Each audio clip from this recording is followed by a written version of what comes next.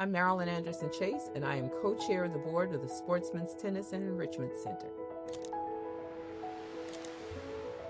You know, when you get to be my age, you start thinking about, what am I going to leave behind? What am I leaving behind? And I'd like to believe that I am leaving behind a body of people who I have helped and who have gone on to help others.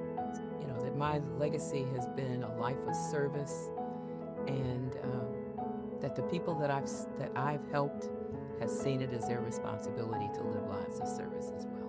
When I think about sportsmen and young women, I think specifically of two young women that I knew when they were younger. They're probably now in their 30s. But I first met them when they were in their teens, and they were each very shy and withdrawn and had very little self-confidence. I watched them grow and develop into women who are now very self-confident, very aware, very determined, very assertive.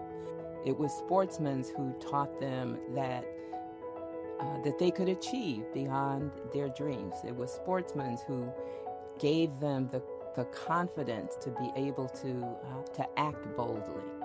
And I believe that Sportsmen continues to provide that kind of support and encouragement and to build confidence in young people and in young women, especially today. You know, I would first say that the women who've inspired my journey, the first women to inspire my journey were, of course, my mother and my grandmothers, my aunts, who were all teachers. And there were so much that I learned from them just about being a young woman, being responsible. My mother was active in politics. I remember my the first political campaign I worked on, I probably was about 10 years old. Might not have been that old, but it was for Adlai Stevenson when he was running for president, and I helped my mother develop flyers for Adlai Stevenson. I think that's where the root of my interest in politics and supporting political campaigns came from. Since then, I have had so many women who have been role models for me and encouragers and supporters. Dr. Jean Spurlock, who was the head of psychiatry at Meharry Medical College, was an inspiration of mine. And Jean McGuire here in Boston, along with Ellen Jackson and Ruth Batson, were women who I came to know who were very active in the desegregation effort in Boston, who were just magnanimous women, just powerful women, bold women. I'm encouraged by the ministry of a Gloria White Hammond and a Liz Walker, who acted out of a sense of justice. I'm blessed to have friends, people who are my contemporaries that I continue to learn from. Dr. Judy Ann Bigby, who I had the good fortune to work with in the Patrick administration when she was Secretary of Health and Human Services, continues to be a good friend and someone who I look up to on a whole host of issues, someone who is still very dedicated and determined particularly around issues of health equity for women.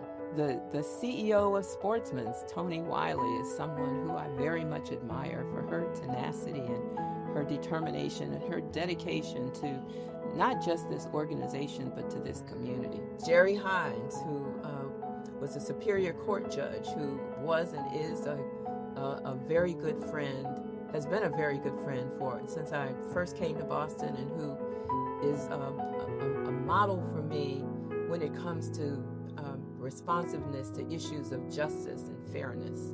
So there are, I could name more. There are so many women who have given generously of their time and their talent, and who I so admire for all that they have been willing to do in order to move the agenda of people of color especially forward. I hope that young people looking at the exhibit will walk away with a sense that these were women who made a difference not just in the world of tennis, but in the world, period. That the legacy that they leave behind, though tennis was the environment in which they made their mark, that tennis was not the only thing that they accomplished, that the change that they made in the culture of our society as it relates to how this society perceives the accomplishments and the abilities of women was extraordinary because of what these women accomplished. Women who have gone before us have created a pathway for those who come after. And we are able to build upon that legacy as we look toward the future, as we look toward building our own legacy for those who will come after us.